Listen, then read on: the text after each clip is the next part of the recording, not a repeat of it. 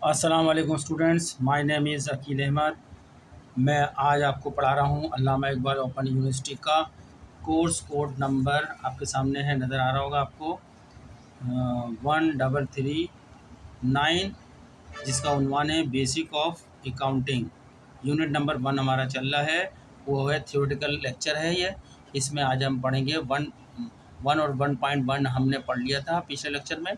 आज हम किताब का पढ़ेंगे 1.2, ठीक है, जिसमें डेफिनेशंस हैं, अकाउंटिंग डेफिनेशंस क्या हैं वो पढ़ जाएंगी। ये लेक्चर जो मैं बना रहा हूँ ये आपकी किताब से बना रहा हूँ, सिर्फ जो आपकी किताब में लिखा है उसको पढ़कर आपको ट्रांसलेशन करके जहाँ समझने की ज़रूरत होगी समझाऊँगी। इस टॉपिक पे मैंने बहुत सारे लेक्चर बनाए हुए हैं, इससे तमाम बहुत सारे सवाल भी हल करे हुए हैं, आप मेरे लेक्चर देख सकते हैं। लेकिन अब मैं आपकी किताब पेज टू पेज जो है आपको पढ़ा रहा हूँ, ठीक है, ताकि आपको किताब भी समझ में आती जाए। चलें अब चलते हैं अपने टॉपिक की तरफ। ये हमारा लेक्चर जो है किताब के हवाले से लेक्चर 2 है। इससे पहले हम एक लेक्चर अपलोड कर चुके हैं, ठीक है, जिसमें हमने बैकग्राउंड अकाउंटिंग का जो है एरिया ऑफ अकाउंटिंग में हमने बैकग्राउंड को अच्छी तरह 3-4 पैराग्राफ में एक्सप्लेन करा था। मैंने उर्दू में आपको पूरा समझाया था उसका, ठीक है। पेज नंबर जो है 5 पे पढ़ाया गया था आपको। आज पेज नंबर किताब का 6 है। किताब का पेज नंबर अगर आपका किताब है तो खोल लें, पेज नंबर बुक का आपका 6 है। हम पेज वाइज चल रहे हैं, कंटिन्यू आपको कोर्स को लेके आगे आप समझ। अभी आपके ऊपर नज़र आ रही है हेडिंग 1.2, ठीक है। 1.1 हम करा चुके हैं और 1.2 आज से शुरू कर रहे हैं, वहीं से कंटिन्यू। अकाउंटिंग डेफिनेशन मतलब अकाउंटिंग की तारीफ़ें मैं यहाँ से पढ़ूंगा, फिर आपको उर्दू में बताऊंगा क्या लिखा आपकी अकाउंट। अब मैं किताब सिर्फ आपकी पढ़ रहा हूँ, एग्जाम्पल आएंगी वो हल करूँगा, आपको बताऊँगा क्या सॉल्व हुई है, जो प्रॉब्लम आएगी वो हल करूँगा।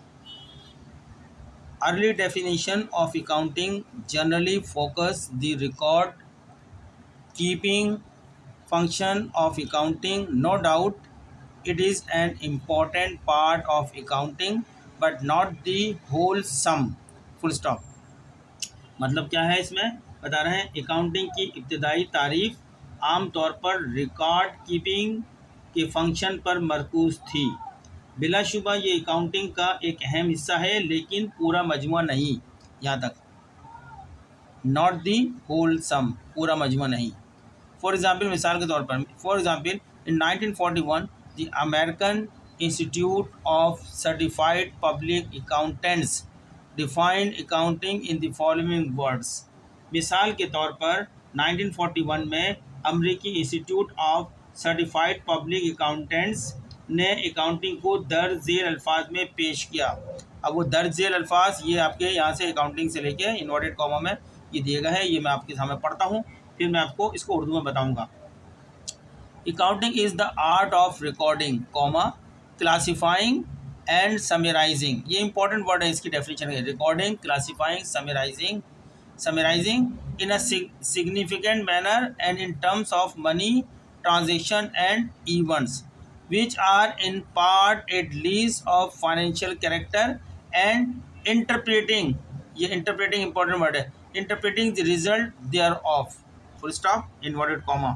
ये डेफिनेशन है 1941 हिसाब से। मतलब उर्दू में अब मैं बताता हूँ उर्दू में ये क्या कह रही है डेफिनेशन आपको आसानी के लिए।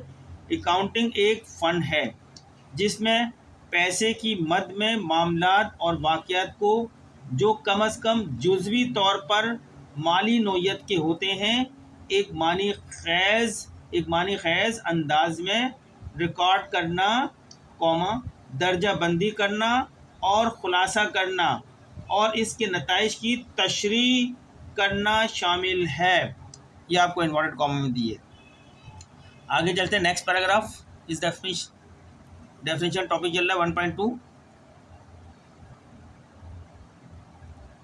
As the time passed, the activities of business grown complex. The role and character of the accounting also change, and the accountants have to reconsider the scope of accounting. Full stop. In 1970, AICPA का मतलब ऊपर हमने पूरा पढ़ा था, एक American ए से American, आई से इंस्टीट्यूट, ऑफ सी से सर्टिफाइड, पी से पब्लिक, ए से accountant, American institute of certified public accountant redefine, दोबारा डिफाइन की है, redefine the accounting in the following words. मतलब इसका क्या है, मैं आपको उर्दू में बताता हूँ। जैसा कि वक्त गुजरता, जैसा एज द टाइम पास, जैसा कि वक्त गुजरता गया, कारोबारी सरगर्मियाँ पेचीदा होती गई, अकाउंटिंग का किरदार और चेहरा भी बदला और अकाउंटेंट्स को अकाउंटिंग के दायराकार पर दोबारा गौर करना पड़ा। 1970 में AICPA, American institute of certified public accountant ने अकाउंटिंग को दर्ज अल्फाज में दोबारा बयान किया। ठीक है, रीडिफाइन, दोबारा बयान किया है। अब वो क्या, कौन से अल्फाज में बयान किया है, ये मैं अल्फाज आपके सामने पढ़ता हूँ, या इन्वर्टेड कॉमा में दिए गए हैं। यहाँ तक ये अल्फाज है, यहाँ से यहाँ तक। The function of accountancy is to provide quantitative information, primarily financial in nature, about economic entities, that is intended to be useful in making economic decisions, full stop, inverted comma। मतलब क्या है इसका, उर्दू में बताता हूँ। इसका मतलब ये कि अकाउंटिंग का काम बुनियादी तौर पर माली नौयत की मिक़दाराती माने क्वांटिटेटिव, बुनियादी नौयत की मिक़दाराती मालूमात, इंफॉर्मेशन मालूमात के लिए हुआ है, और बुनियादी तौर पर प्राइमरीली का लफ्ज़ इस्तेमाल हुआ है। तो मैं दोबारा पढ़ देता हूँ। अकाउंटिंग का काम बुनियादी तौर पर माली नौयत की मिक़दाराती मालूमात फराहम करना है, इक़्तिसादी इकाइयों यानी जो इकोनॉमिक एंटिटीज़ जो है, इक़्तिसादी इकाइयों के बारे में जिसका मकसद इक़्तिसादी फ़ैसले करने में मुफीद साबित होना चाहिए। ठीक है, यूज़फुल माने मुफीद, इन मेकिंग इकोनॉमिक डिसीजन यानी इक़्तिसादी फ़ैसले। ठीक है, दोबारा इसका ट्रांसलेशन कर दूं। अकाउंटिंग का काम बुनियादी तौर पर माली नौयत की मिक़दाराती मालूमात फराहम करना है, इक़्तिसादी इकाइयों के बारे में जिसका मकसद इक़्तिसादी फ़ैसले करने में मुफीद साबित होना चाहिए। अब यहाँ ब्रैकेट में लिखा है, an economic entity is a business unit that has an independent existent. Economic entity बता रहा है कोई एक कारोबारी यूनिट है। ठीक है ना, इसके बारे में बताया, इकाई होती है कारोबार की। एक इक़्तिसादी इकाई एक कारोबारी यूनिट है जिसकी एक आज़ादाना हैसियत होती है। यूनिट माने एक कंपनी, एक फर्म। ठीक है, नेक्स्ट पैराग्राफ 1.2 का।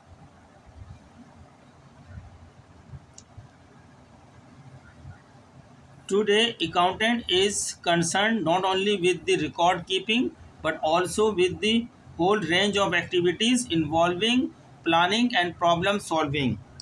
इसको मैं उर्दू में बताता हूँ आपको। आज का अकाउंटेंट न सिर्फ रिकॉर्ड कीपिंग के साथ बल्कि मनसूबाबंदी और मसले हल करने से मुताल्लिक तमाम सरगर्मियों से भी वाबस्ता है। आगे बढ़ते हैं। The primary area of interest for the accountant is ultimate needs of those who use accounting information, whether these users are inside or outside the business। मतलब अकाउंटेंट के लिए दिलचस्पी का बुनियादी शोबा इन लोगों की हतमी ज़रूरियात हैं जो अकाउंटिंग की मालूमात इस्तेमाल करते हैं, चाहे ये सार्फिन का कारोबार के अंदर हो या कारोबार के बाहर।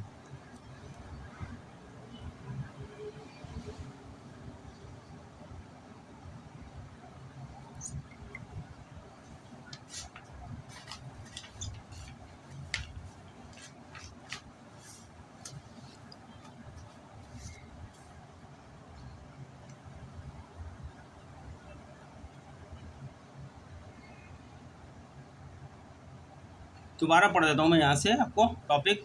ठीक है स्टूडेंट्स, एक बार और रिपीट कर देता हूँ मैं आपको ताकि आपके लिए आसानी हो जाए।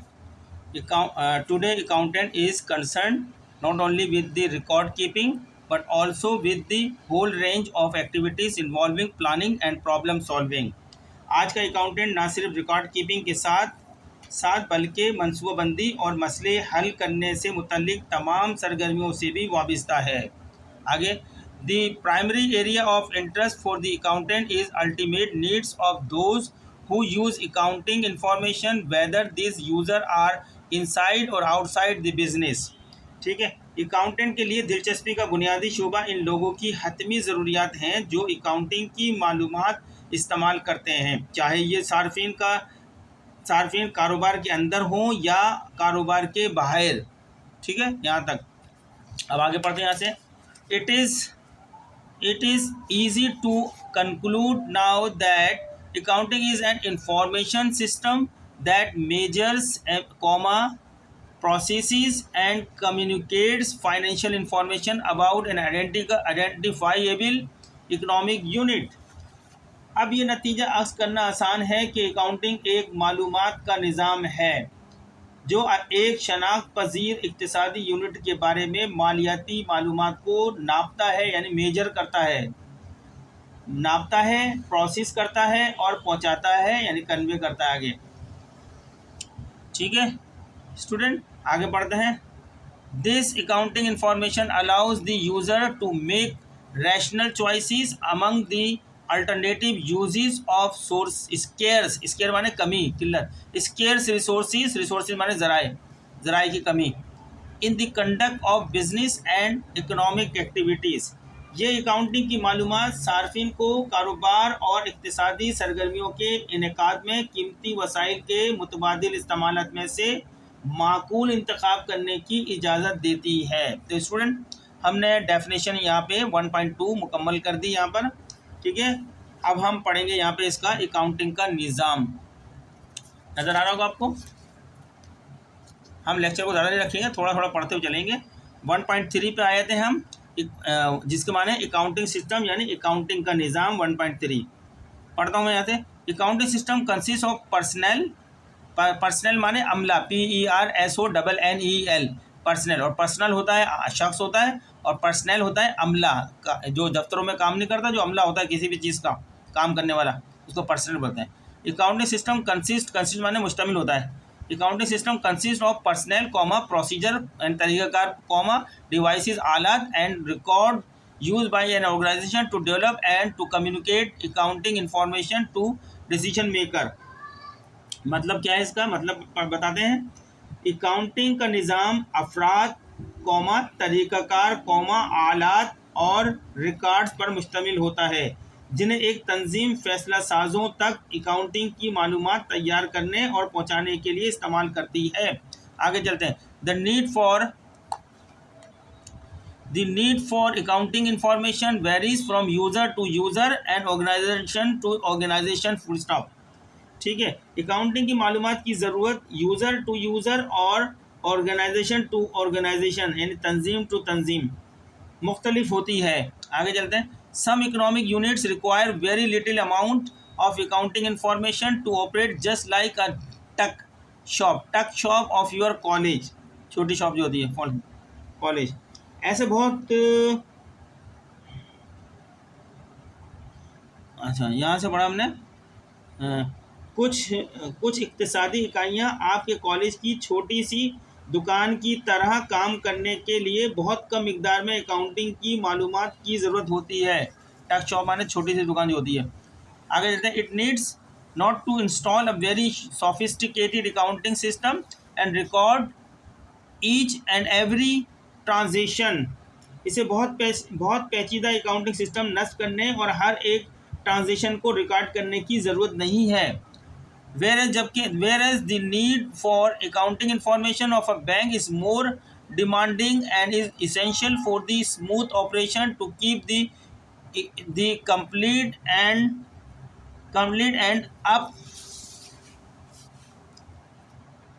up to date accounting information। ठीक है,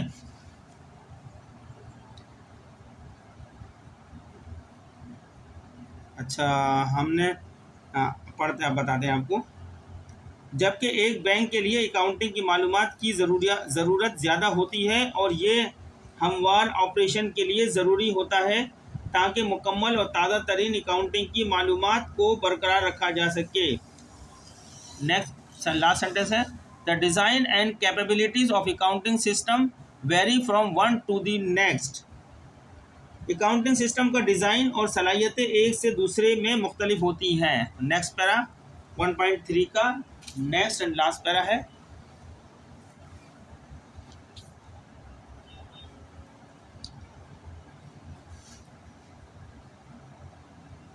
अच्छा पढ़ते हैं। To decide the design and capabilities of the accounting system there are two important factors. Accounting निज़ाम के डिज़ाइन और सलाहियतों का फैसला करने के लिए दो अहम अवामिल हैं। Number 1 need of accounting information, number 2 cost of producing such information. Number 1 accounting की मालूमात की ज़रूरत, नंबर 2 ऐसी मालूमात तैयार करने की लागत। चलते आगे। Designing and installation of accounting system is a specialized field.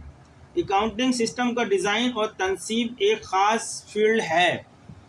Specialise मैंने खास फील्ड है। आगे चले। Large organizations have a team of system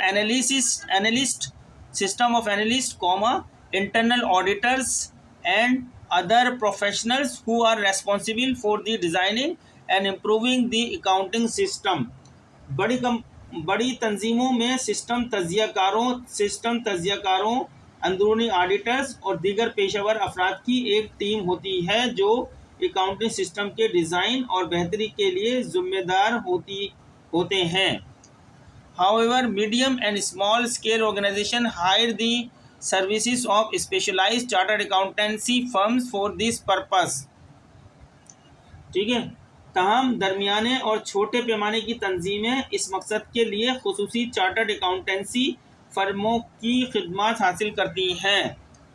तो अब इसके बाद जो नंबर 2 पे आ रहा है क्लासिफिकेशन ऑफ बिजनेस, ये हम नेक्स्ट लेक्चर में करेंगे। यहाँ तक हमारा हो गया। नेक्स्ट लेक्चर में हम यहाँ से शुरू करेंगे। ठीक है जी स्टूडेंट्स।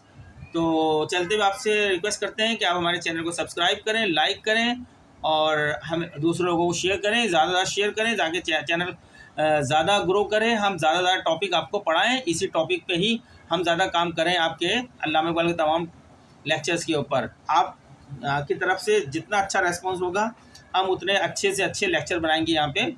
तो मिलते हैं नेक्स्ट लेक्चर में। हम यहीं से शुरू करेंगे, जो है अब पॉइंट नंबर 2 से शुरू करेंगे, फिर पॉइंट नंबर 2 के अंदर 2.1 2.1.1 के अंदर चलेगा, 1.2 चलेगा, इस तरह ये लेके चलेंगे। यहाँ पे क्लासिफिकेशन ऑफ बिजनेस यानी कारोबार की दर्जाबंदी शुरू करेंगे। आपको पता है 3 दर्जों में कारोबार तकसीम किया गया है, सोल प्रोप्राइटरशिप, पार्टनरशिप और जॉइंट स्टॉक कंपनी, मुश्तरका सरमाया कंपनी। इन तीनों के बारे में यहाँ पे पढ़ेंगे हम।